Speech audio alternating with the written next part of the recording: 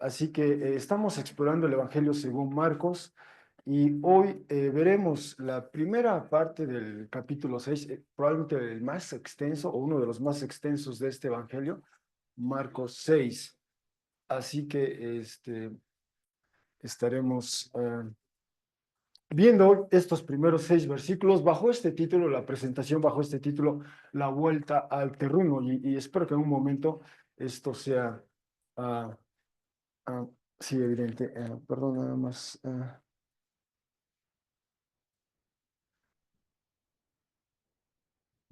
Bueno, em, así que voy a proceder a hacer la lectura del texto.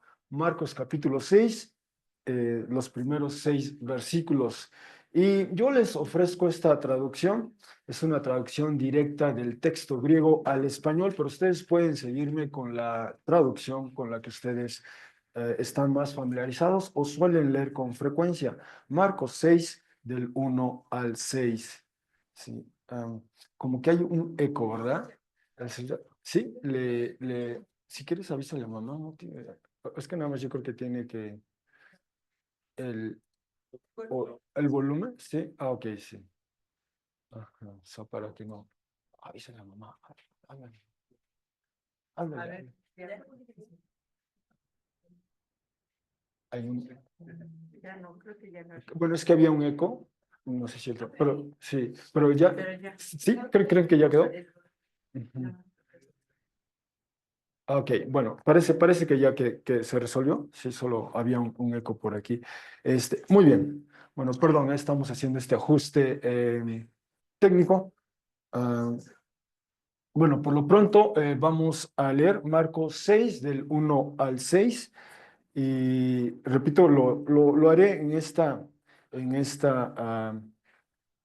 traducción, una traducción directa del texto griego al español, pero repito, ustedes pueden seguirme con la que ustedes están familiarizados. Dice así ese texto, y salió desde allí y va literalmente dice así en griego, ese es el vocablo en griego, va a la patria, o es decir, a la tierra de los padres, o como nosotros diríamos coloquialmente, va al terruño de él. Y van tras él los discípulos de él. Y llegando a ocurrir el Shabbat, comenzó a enseñar en la sinagoga. Y muchos, escuchando, estaban atónitos o asombrados, diciendo, ¿de dónde a estas? Y aquí debo decir el texto en griego, elide. Es decir, el texto, tanto en griego como en hebreo, tiene esas peculiaridades y en griego tiene una elipsis y, bueno, en un momento volvemos y para proveer o suplir esa elipsis, pero dice, ¿de dónde a estas? ¿Y cuál la sabiduría que fue dada a este? Y los poderes tales como estos que a través de las manos de él se están produciendo o llevando a cabo. ¿Acaso no es este el carpintero o el constructor o el artesano, el hijo de María, hermano de Jacobo y José y Judas y Simón? ¿Acaso no están las hermanas de él aquí cerca de nosotros? Y estaban escandalizados por él. 6:4. Y decía a ellos Jesús, no hay profeta sin honor, sino en el terruño de él y entre los parientes de él y en la casa de él. Y no era capaz ahí de hacer o desplegar ningún acto de poder, excepto a unos pocos enfermos colocando las manos curó.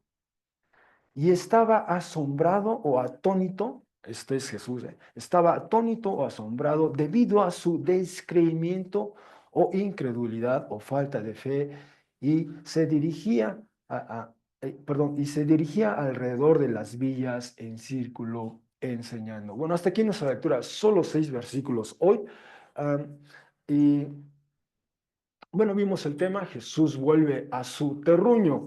Y hablando de ese momento, ese episodio en la vida, quizá nosotros en algún momento hemos estado fuera de nuestro terruño, temporalmente, quizá permanentemente, y en alguna ocasión volvemos. Bueno, ese tema ahorita está muy vigente, muy latente entre nosotros. ¿Ah? Justo el pasado 20 de enero, el lunes pasado, el nuevo presidente en los Estados Unidos que entró en funciones, emitió varias, dice aquí, órdenes ejecutivas. Una de ellas se tituló así, asegurando nuestras fronteras, ¿no? De las varias que ese mismo día al asumir funciones firmó y lo hizo en público. Esta es una de ellas. Y si uno puede leer todo el texto, solo quisiera resaltar brevemente las líneas del así llamado la sección 5 de esta orden ejecutiva. Literalmente dice así, sección 5, detención. La Secretaría de Seguridad Nacional, allá le llaman Homeland Security, dice, la Secretaría de Seguridad Nacional tomará las acciones apropiadas para detener hasta donde lo permita la ley extranjeros arrestados por violar la ley de inmigración hasta su remoción exitosa de los Estados Unidos, ¿no? En otras palabras, esto anuncia el proceso de deportación, que de hecho ya inició, escuchamos en las noticias, pero justamente se avecinaba, se esperaba este tipo de acción por parte del ahora presidente. Y previo a su toma de posesión, o sea, el domingo pasado, justamente en la edición del domingo pasado de este periódico de circulación nacional, en su titular, a 8 columnas, como suele decirse, estimaban o estiman que hay casi 5 millones de paisanos en calidad de deportables, que pueden ser deportados, ¿no? Si todos serán deportados, no lo sabemos, pero lo interesante, lo que me llamó la atención de esa nota es esta gráfica que estoy magnificando de ese artículo, solo estoy magnificando esta gráfica, de cómo en las últimas 5 administraciones federales allá en los Estados Unidos, podemos ver que de hecho hay un historial, ¿ah?, de deportaciones. Y de hecho, cuando ocurrieron más, fue en el periodo en que gobernó Bill Clinton. En esos años, en esos 8 años, él deportó alrededor de casi 7,5 millones de personas, ¿no? Fue la cantidad mayor que se han deportado. Y de hecho, esta nota destaca en un sentido la ironía, ¿va?, de que quien menos ha deportado es justamente el actual presidente, ¿va? En su periodo fue el menos, si uno lo compara con los otros 5, el que menos deportó. Así que, bueno, solo quiero decir esto, ¿va? Algunos de nuestros connacionales o de otras nacionales serán, digamos, obligados, por ponerlo en esos términos, obligados a volver a su terruño, a su terruño.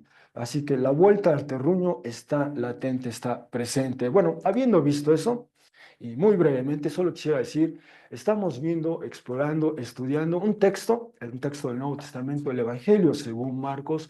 Los eventos que comunica este texto transcurrieron en el primer siglo, especialmente en la tercera década de ese primer siglo, y en esta zona del mundo. En ese entonces, la entidad que imponía términos y condiciones en esa zona del mundo era el Imperio Romano. Desde el año 31, la República Roma adquiere, se transforma, se metamorfosea y es ahora un imperio y rige en todos los alrededores del Mediterráneo. Y en el año 63 a.C. se hizo de este territorio, ¿ah? Se hizo de este territorio desde el año 63 a.C. Así que los eventos que narra este evangelio ocurren en esta zona del mundo que, por cierto, también está tan vigente, tan latente, tan presente en las noticias hoy día con esta tregua, esta liberación de rehenes. Está muy presente esa zona en el mundo. Bueno, allí transcurren los eventos que narra Jesús y particularmente el protagonista de ese documento es Jesús mismo. Y estamos por iniciar el capítulo 6. Hemos visto ya 5 capítulos y en esos 5 capítulos la mayoría de la acción, de las acciones que ha llevado Jesús ocurre en la zona norte de ese territorio, la zona de Galilea, particularmente en este lugar que se llama Capernaum, ¿no? A lo largo de los capítulos nos hemos dado cuenta que Jesús hizo de esta zona, Capernaum, como su base. Iba y venía, andaba alrededor, cruzaba el lago, regresaba, pero volvía a esta zona, Capernaum. Capernaum, por ahí andaba él.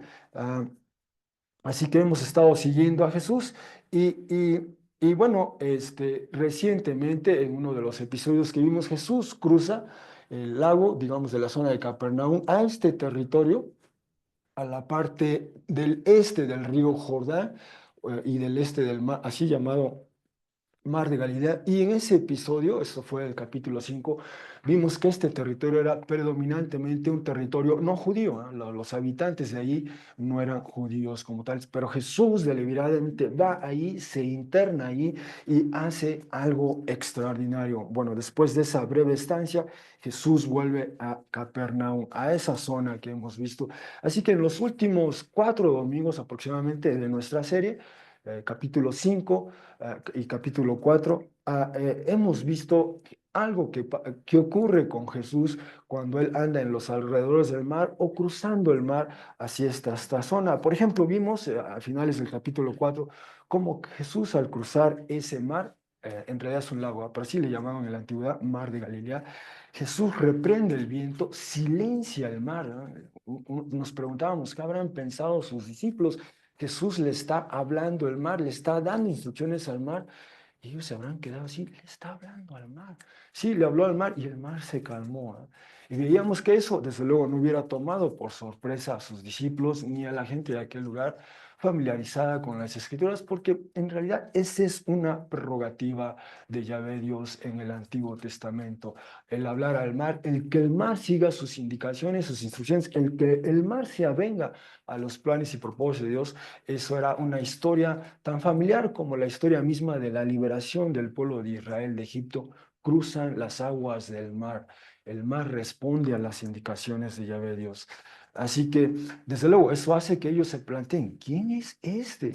Hasta el mar le obedece, pero eso solo en el Antiguo Testamento, solo Yahvé Dios hablaba al mar y le hacía caso. Ahora, este asume esas prerrogativas. Bueno, vimos eso cuando va a ese otro territorio no judío. Jesús libera a una persona dominada por lo que el texto llama legión de espíritus, ¿no? Una persona que se había visto disminuida, oprimida, no estaba a la altura de su llamado, de su vocación. Por eso, justamente por la acción de esos espíritus inmundos, Jesús lo libera y decíamos, hay un eco, ¿ah?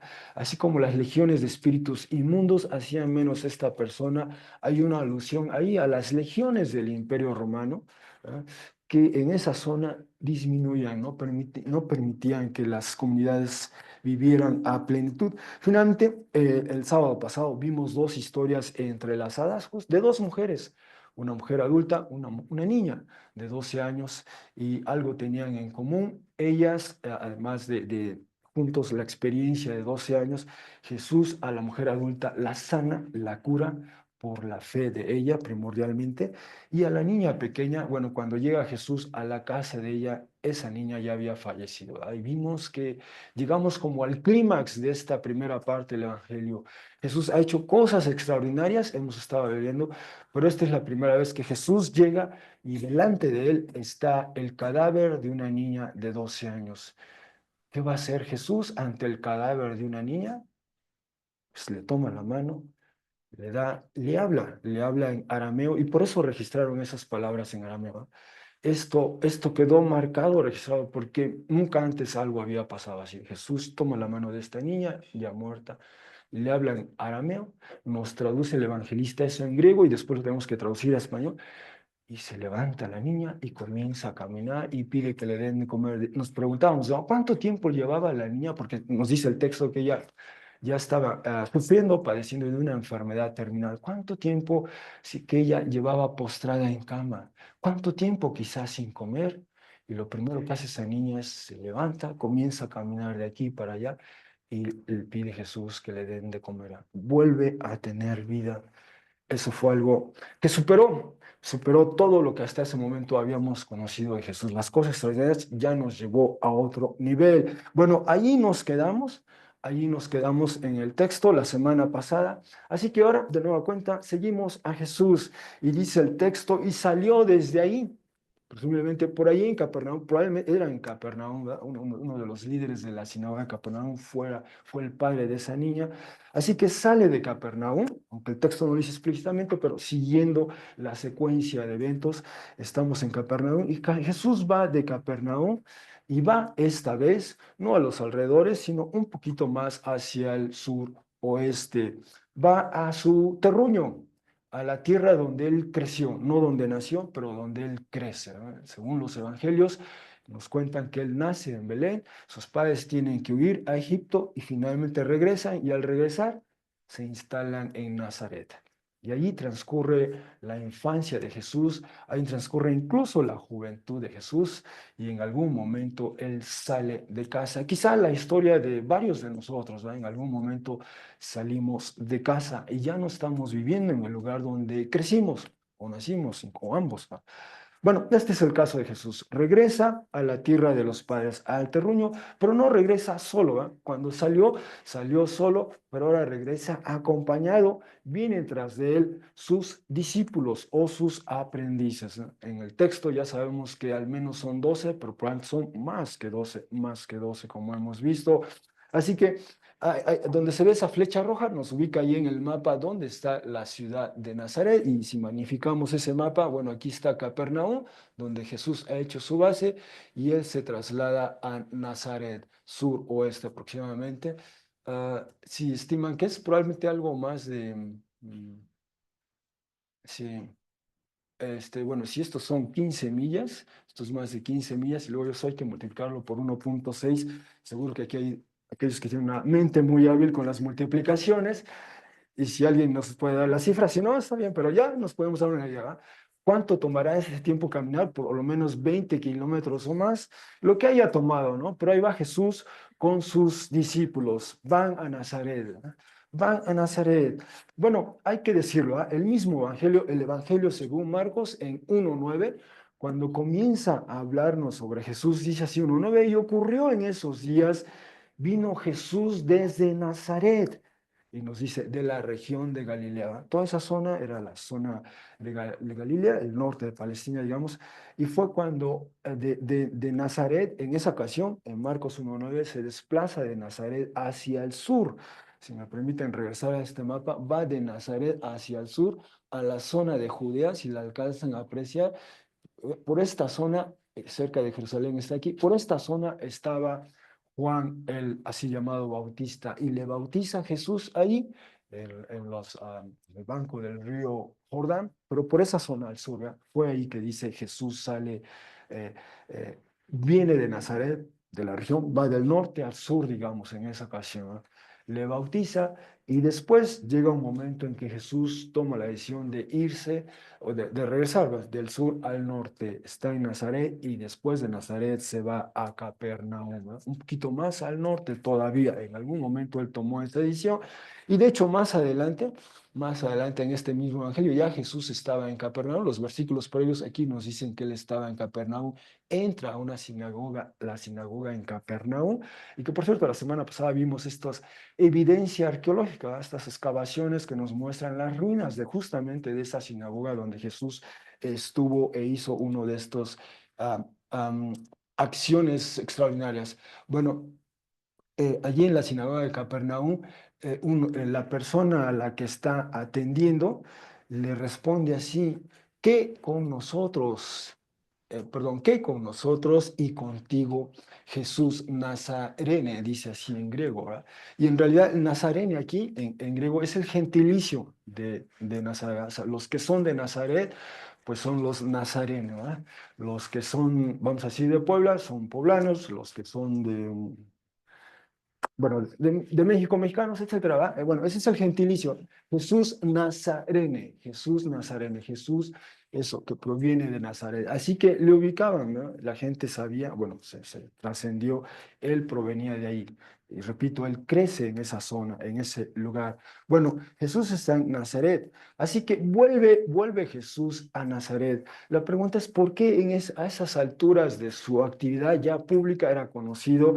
Y hemos visto en los capítulos previos, a dónde iba Jesús, ya no solo iba él, sino iba con él una multitud. Se corría la voz y a donde él llegaba ya enfrentaba multitudes. De hecho, en el capítulo 4 vimos que se usa esa expresión, la más grande multitud, ¿eh? Tenía su base en una barca, en el lago, y hizo de esa su atril flotante, su plataforma, y desde ahí enseñaba a toda la gente que se reunía a los alrededores del mar, ¿no? Esa era su audiencia, ese era su escenario natural. Bueno, ¿por qué Jesús va a Nazaret? Por cierto, nos hicieron favor de leer, nos hicieron favor de leer Lucas capítulo 4, que narra el pasaje, el mismo pasaje, pero Lucas aborda otra información, comunica otros detalles. Ah, bueno, Jesús va a Nazaret, llega quizá a mitad de la semana y llega finalmente el día del Shabbat para los judíos, el día el séptimo día de la semana había que descansar, había que observar el Shabbat y parte de los usos, sus costumbres de aquella época era ir a la sinagoga del lugar. Había una sinagoga en Nazaret, perdón. Ah, Así que Jesús va a la sinagoga y aquí Marcos simplemente abrevia y nos dice, comenzó a enseñar en la sinagoga.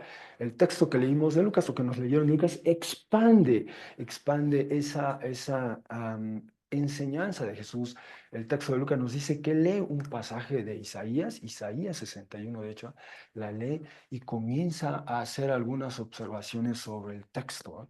Aquí Marcos simplemente abrevia, así que Lucas expande y quizá Mateo también da algunos detalles, pero el punto de Marcos es destacar más bien la reacción de sus vecinos, de sus contemporáneos. Quizá había personas ahí que vieron crecer a Jesús desde niño, 3, 4 años, le vieron crecer, cómo jugaba con sus hermanos, cómo ya siendo él el hermano mayor, cargaba a sus hermanos en los hombros, por ejemplo, le conocían desde pequeño y ahora está allí Jesús en medio de esa sinagoga con todos sus vecinos, ¿no? Todos los que sabían su vida, ya se conocía más la vida personal, individual. Así que esa es la pregunta. Él comienza a enseñar y muchos escuchando estaban atónitos, estaban pasmados, estaban fuera de sus cabales, estaban asombrados. ¿Por qué? Dice, ¿de dónde estas? Y repito, el texto en griego, el ide ahí, es decir, es común observar estas, especialmente en Marcos, el ide, entonces uno como lector o traductor hay que suplir una, dice, ¿estas qué? Quizá estas enseñanzas, porque bueno, la línea paralela, ¿cuál la sabiduría que le fue dado? Algo que tiene que ver con sabiduría, ¿verdad? Quizás estas enseñanzas, estas instrucciones, de dónde y a no solo eso, no solo la enseñanza, y a los poderes, literalmente dice así el texto en griego, los poderes tales como estos que a través de las manos de él se están produciendo o llevando a cabo. Es decir, no solo estaba enseñando, sino también Jesús estaba haciendo algo, muy probablemente curando a personas, colocando manos, ¿no? Esto era muy común con Jesús. Por ejemplo, de hecho, justo cuando Jesús es el primer relato que nos narra el Evangelio, que ingresa allí en Capernaum, en un Shabbat y va a la sinagoga, exactamente lo mismo. Llegaba el Shabbat y muy probablemente Jesús iba a la sinagoga del lugar, ¿no? Sea en Capernaum, sea en Nazaret o donde él se encontrara, llegaba el Shabbat y Jesús iba a la sinagoga y en la sinagoga, de alguna manera, él enseñaba ahí, enseñaba y de nueva cuenta vemos la misma reacción y además dicen que enseñaba a ellos con autoridad y el texto continúa, si lo tengo así, continúa el texto y entonces dice que en esa sinagoga hay un ser humano dominado, controlado por un espíritu impuro. Y entonces Jesús simplemente le ordena salir de él y esa persona salga. Algo hizo Jesús y salió. Y después vemos a Jesús con frecuencia poner sus manos. Viene un leproso ante una persona que padecía de una condición en la piel y Jesús deliberante y desafiantemente le toca, sana. Y con frecuencia hemos visto ya cómo Jesús coloca las manos, le colocó las manos a esta niña y la levanta de esa condición, le vuelve la vida a ella, a pesar de que tocar un cadáver implicaba impureza, por ejemplo, ¿no?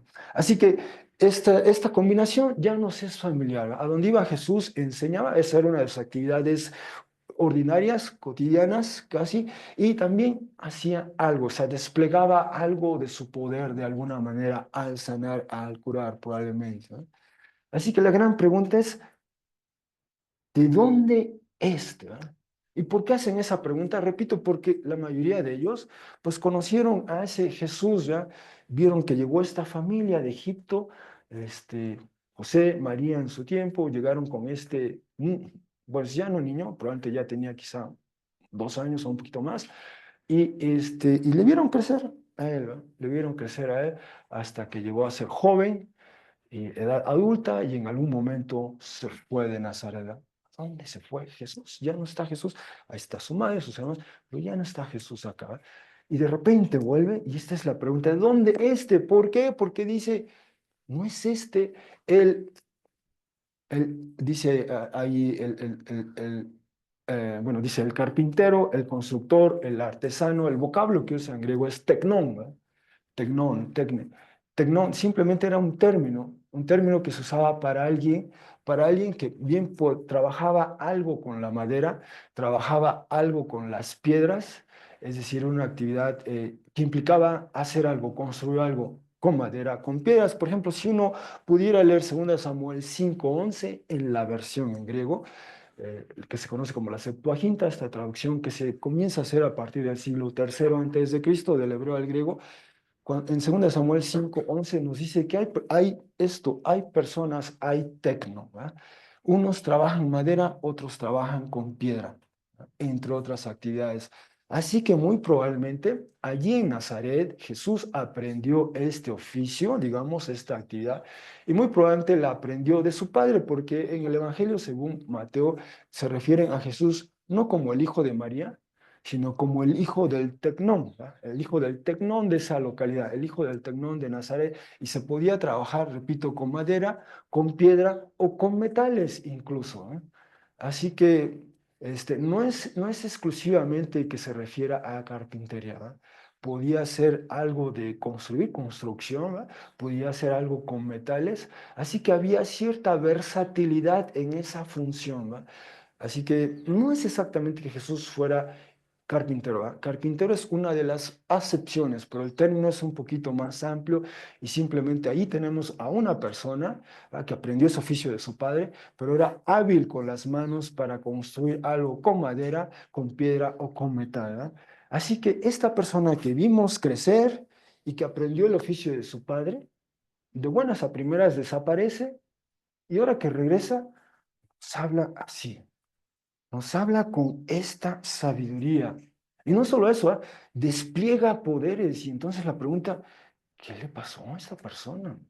¿De dónde adquirió esto? ¿Ah? ¿De dónde le vino esto? Porque desde que lo conocimos de pequeño hasta su juventud y antes de irse de aquí de Nazaret, pues ya lo que hacía Jesús y que le conocían era, pues eso, construir algo con madera o con piedras o con metal, ¿ah?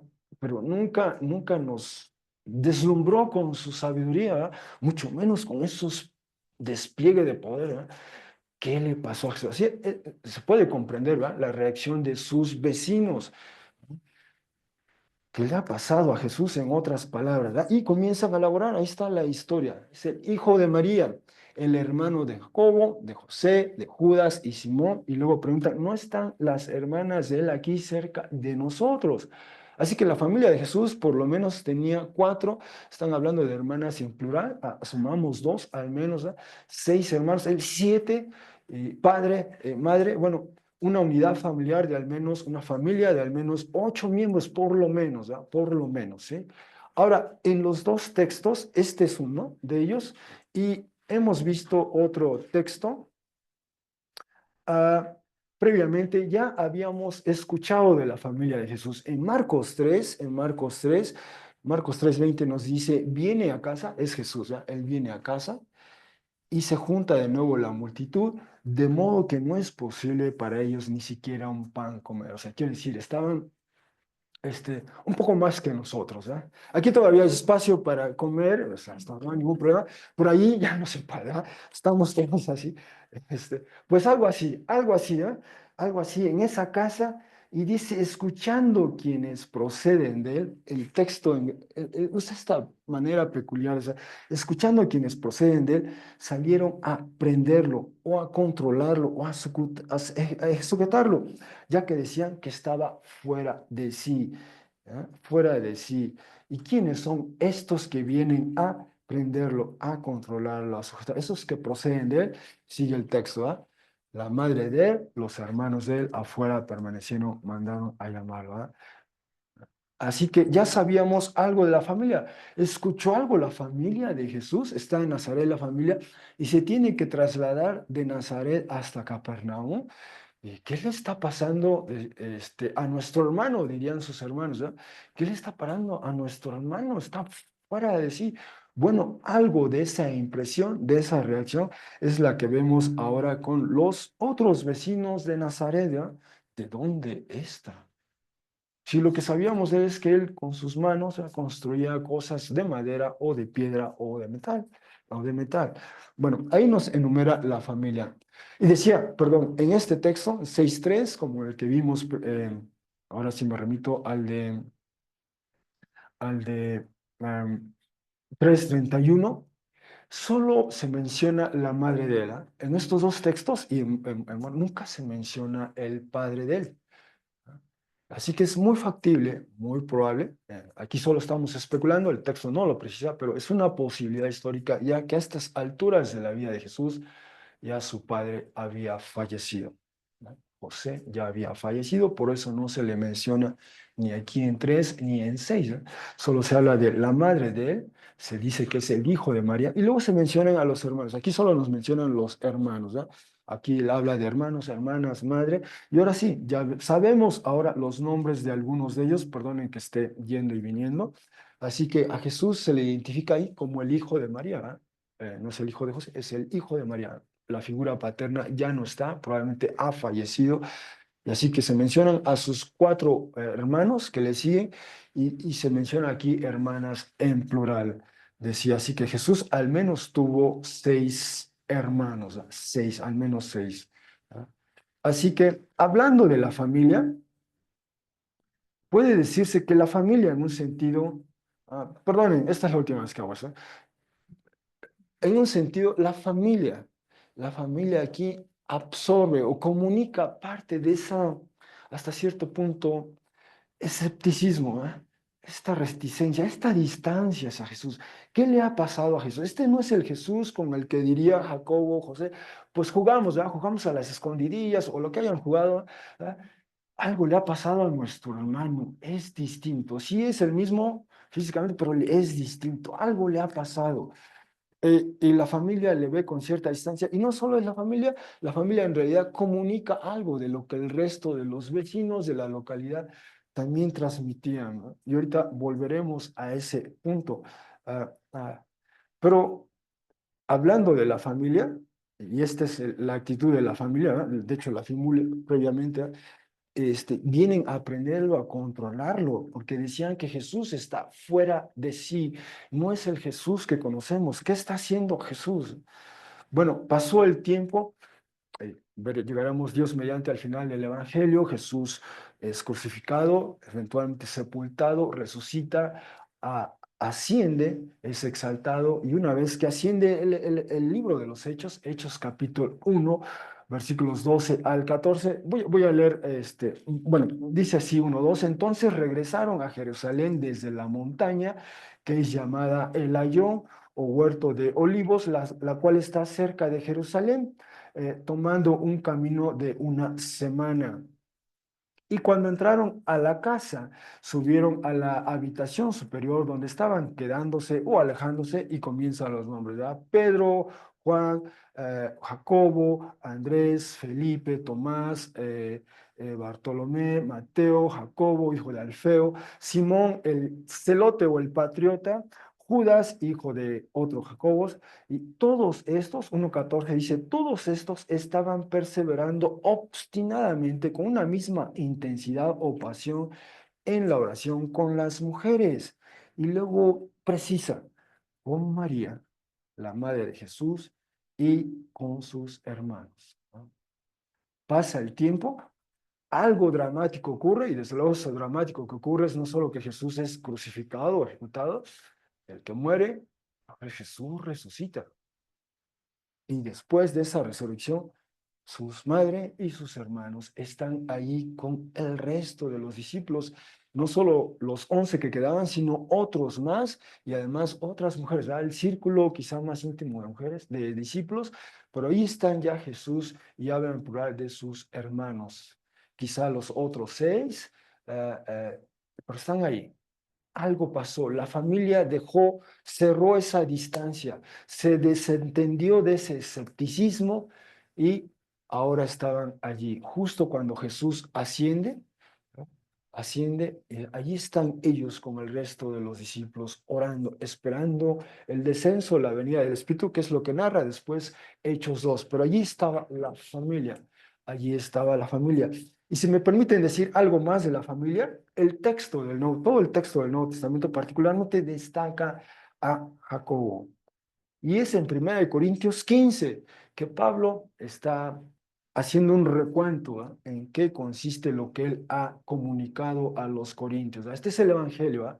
Y comienza a decir en qué consiste y está hablando que el Mesías murió por los pecados de nosotros, según las Escrituras, que fue sepultado, que ha sido resucitado en el día tercero, según las Escrituras, y que fue visto por Kefas, es decir, Pedro, entonces por los 12, posteriormente fue visto por más de 500 hermanos y hermanas simultáneamente, de los cuales muchos permanecen con vida hasta ahora, si bien algunos fueron dormidos o muertos, posteriormente fue visto por Jacobo. Este es el hermano de Jesús, el segundo, el que le seguía, ¿eh? En algún momento Jesús resucitado ya se presenta a su hermano Jacobo, ¿eh? En los textos de Marcos 3, Marcos 6, los hermanos, y se habla de Jacobo entre ellos, guardan esa distancia. De hecho, Jesús está fuera de control. Guardan esa distancia, comparten ese escepticismo de sus vecinos, marcan esa distancia, pero algo, lo que le pasa a Jesús, especialmente su resurrección, y se presenta a Jacobo, y ese Jacobo que quizás se resistía, ver a su hermano mayor así, finalmente ahí está Jacobo, ¿no? Cree en Jesús, no lo dice el texto, pero uno asume eso, y eventualmente este Jacobo pasa el tiempo y llega a ser uno de los líderes visibles de la iglesia en Jerusalén, ¿no?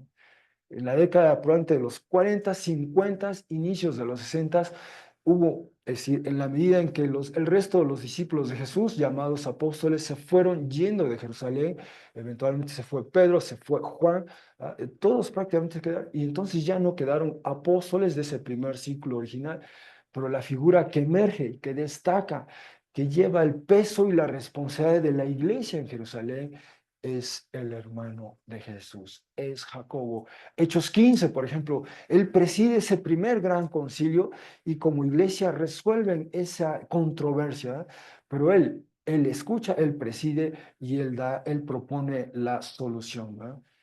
Y se acatan. Cuando viene Pablo, otra de las figuras ya que destacaban, viene a Jerusalén y acude, habla con él. Él es la figura visible, el líder, uno de los líderes de la iglesia, especialmente la iglesia en Jerusalén. Bueno, Jacobo, tenemos este relato de Josefo. Josefo, él nos dice, Josefo en su libro de Antigüedades, en esta obra llamada así Antigüedades, en el libro 20, nos narra algo que le pasa a este Jacobo, el hermano de Jesús, ¿verdad? Que también pues, bueno, este Jacobo es el autor de la epístola que nosotros conocemos como Santiago, ¿verdad?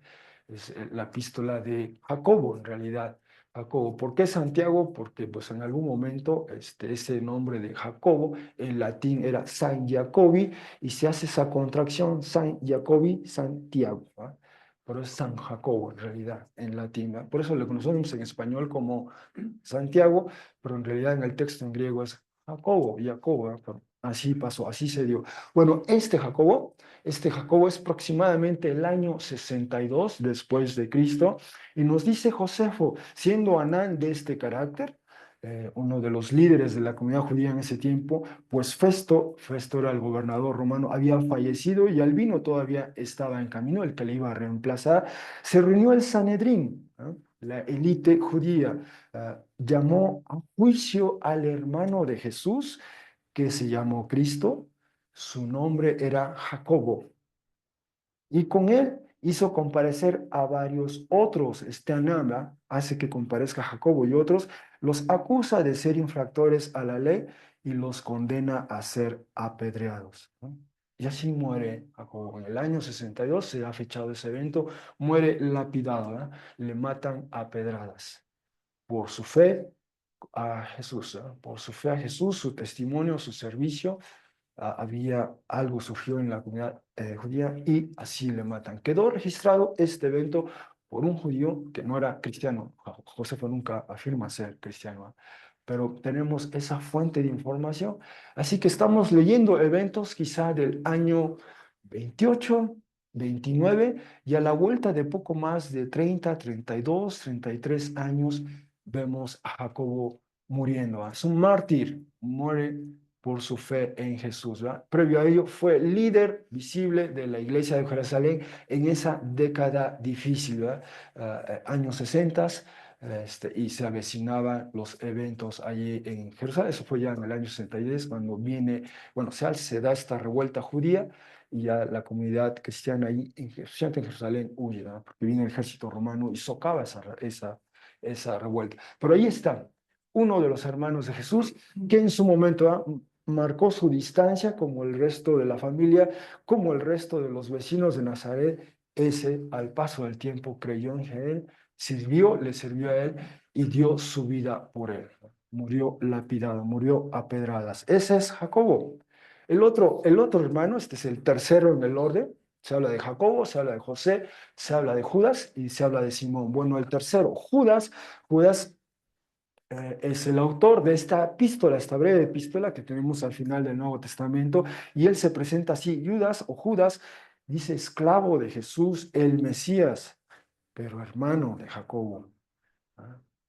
Es hermano de Jacobo, ahí se ubica, se identifica. Jacobo es el líder de la iglesia en Jerusalén, a quienes por Dios Padre han sido amados y por Jesús el Mesías han sido guardados o preservados. Y tenemos esa carta, ese documento importante, crucial en esa época, en ese periodo, pero ahí tenemos la aportación de otros de los hermanos de Jesús.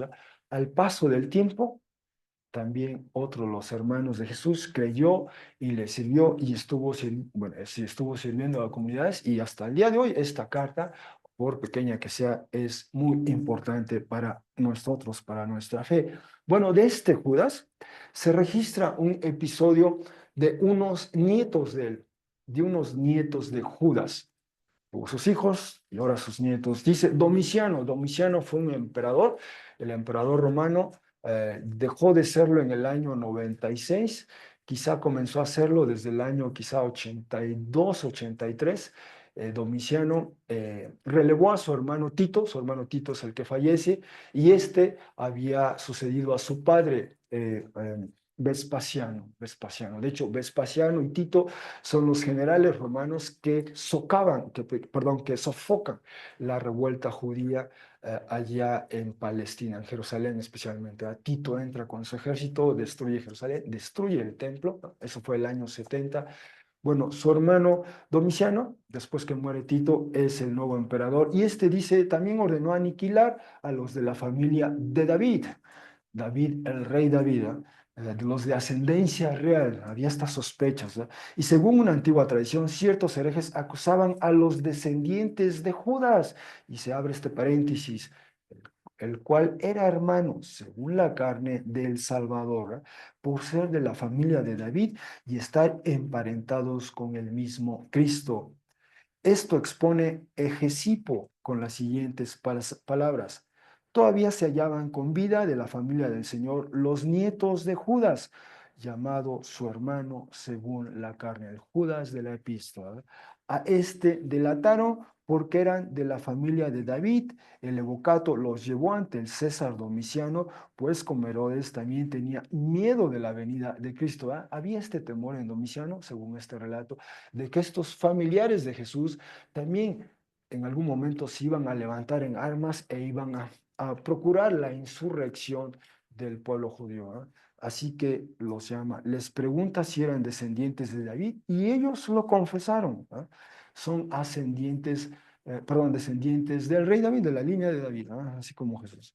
Ah, y luego les preguntó acerca del número de sus bienes o cuánto dinero poseían, pero ellos dijeron que entre ambos solo sumaban 9,000 denarios, la mitad cada uno, y persistían en decir que ni siquiera esto tenían en metálico, sino que se trataba de la tasación de solo 39 pletos de tierra, ¿verdad? Ese era un terreno, digamos, estaba evaluado en esos términos, por la que pagaban impuestos, y que trabajaban ellos mismos para su subsistencia, ¿verdad? O sea, eran unas gentes, en todo caso, ordinarias, como muchas.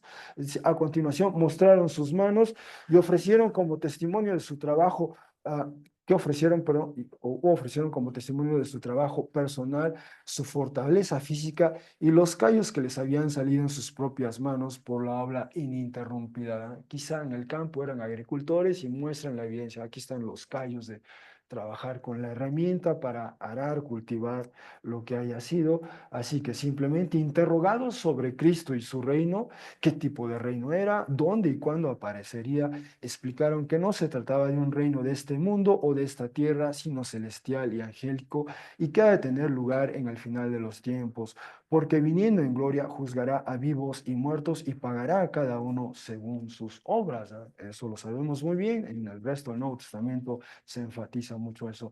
Observando todo esto, Domiciano, el emperador romano, nada les reprochó, sino que incluso los menospreció como a gente vulgar, ordinaria, común, no son una amenaza para mí, en otras palabras, y dejándolos en libertad, puso fin a la persecución de la iglesia mediante un decreto.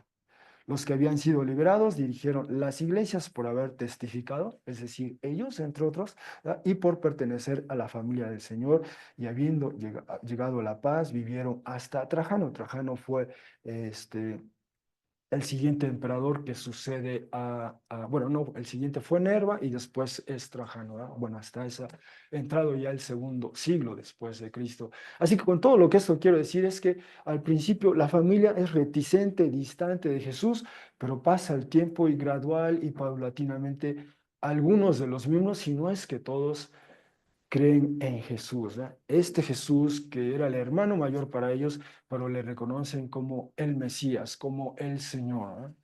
Y no solo eso, van más allá, le sirven.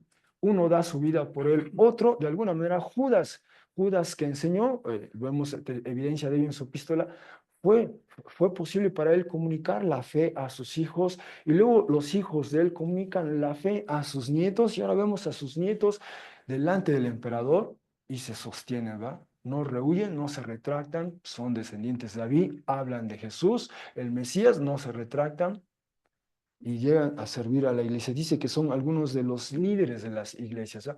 Los nietos de Judas. ¿Ah? Así que pudo él transmitir la fe a sus hijos y sus hijos a sus nietos, o quizá él incluso a sus nietos, y ahí sigue la familia de Jesús, los familiares de Jesús, creyendo en él, sirviendo en él, dando testimonio y esperándolo a él. ¿No? Así que vemos esa trayectoria yendo de esa escepticismo, incredulidad, hasta la fe misma de ellos. Bueno, cierro ese paréntesis y continuamos con lo que resta de este pasaje 6:4. Este es lo que dice Jesús a aquellos que están en la sinagoga, que le preguntan, ¿y tú de dónde todo eso? Y decía a ellos, no hay profeta sin honor, un proverbio un tanto usual, común en la época, sino en la patria o en el terruño, entre los parientes y en la casa de él. ¿No? Con todo esto, lo único que Jesús está diciendo es su manera de reconocer, ¿verdad? Este escepticismo, esta reacción de incredulidad, ¿verdad? Hacia él, de sus vecinos, de la familia más amplia e incluso de su propia casa, ¿verdad? Ahí incluye a los hermanos.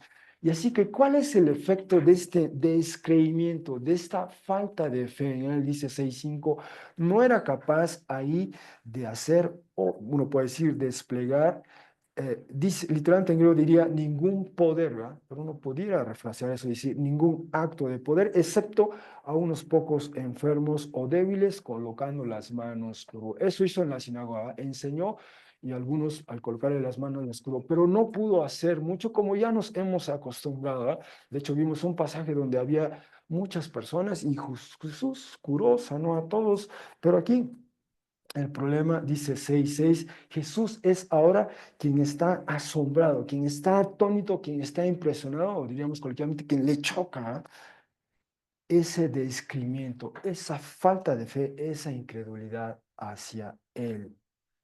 Y así que deja Nazaret y comienza a andar en los alrededores, por allí, haciendo lo que Jesús hace, enseñar, y en base a su enseñanza probablemente iba a hacer algo más, sanar, curar, liberar a personas de espíritus.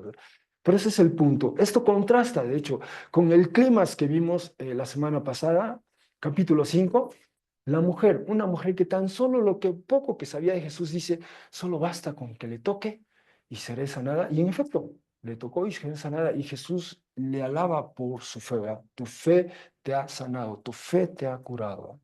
Al padre de la niña que le viene y le pide ayuda, le dice, ten fe, especialmente cuando le dicen los familiares de él quizá que ya su hija había fallecido, que ya no era necesario seguir molestando al maestro. Jesús le dice, solo ten fe. Solo ten fe, ¿no? Una y otra vez, ese es el aspecto. ¿Ah? ¿Cuántos tocaron a Jesús? Pero ¿cuántos fueron sanados? La mujer que tuvo fe. ¿Ah? El que viene y tiene fe en Jesús se beneficia de todo. Y esto es lo que destaca Jesús. ¿Ah? Está asombrado por la falta. Es su propia familia, hermanos, su propia familia más amplia, tíos, primos, los vecinos mismos. Él le pesa eso, los suyos, esta falta de fe. Pero ya vimos que al paso del tiempo, algunos de ellos creen en Él, le sirven a Él y hasta dan la vida por Él. Así que en conclusión, la vuelta al terruño por parte de Jesús nos deja entrever un aspecto de la familia de Él como de sus paisanos, ¿no? La familia tenía sus preocupaciones, por ponerlo en esos términos, ¿no? Sus preocupaciones ante él, y quizá compartió, quizá la familia, o muy probablemente la familia, comparte también ese escepticismo de sus vecinos. Pero ya vimos que al paso del tiempo, especialmente después de la resurrección, ello cambió dramáticamente. Vemos a María y a los hermanos de Jesús orando con el resto de los discípulos en la espera del Espíritu Santo, y después vemos a Jacobo, uno de los líderes visibles de la iglesia, que muere a causa de ello, y a Judas redactando esta carta, sirviendo a las otras iglesias, y luego hasta sus nietos, ¿verdad? Dando testimonio de Jesús ante el mismísimo emperador y asumiendo un servicio en la iglesia. Así que la falta de fe en los paisanos de Jesús limitó sus acciones de poder. En base a eso, quizá podemos plantearnos estas preguntas a las que nos invita el texto a considerar. Algunas de ellas, desde luego. ¿Qué significaría volver al terruño para nosotros, Olga? ¿Cuál fue nuestro terruño? ¿Cuál es nuestro terruño? Si regresamos, ¿qué impacto tendrá o tendría entre ellos, los del terruño, que supieran en lo que nos ha transformado Jesús? Nos escuchan, nos ven, yo crecí con este, yo jugué con este, hicimos estas cosas, y de repente este me habla de estas cosas, ¿no? ¿Qué le pasó? Pues sí, el trayecto o viaje de fe de la familia de Jesús, primero incomprensión, escepticismo, después hay fe en Él, después le sirven en el nombre de Él, y después hay incluso sacrificios, es decir, da la vida por causa de Él, ¿verdad? Esa trayectoria. ¿Cómo ilumina ello nuestra propia trayectoria? ¿Verdad? ¿En qué etapa hallamos? ¿Todavía somos escépticos de Jesús? O hemos empezado a considerarle, quizá acabamos de creerle, o ya estamos considerando servirle, ¿ah? O incluso nos vamos a ver en algún momento en que incluso hay que dar la vida por ser fiel y leal a Jesús, ¿ah? Toda esa trayectoria está ahí abierta para nosotros y que modela para nosotros la mismísima familia de Jesús. Finalmente, la falta de fe limita la acción de Jesús. Ahí trasciende eso claramente, ¿verdad? La falta de fe limita la acción de Jesús. La falta de fe en Jesús, hay que decirlo, ¿verdad?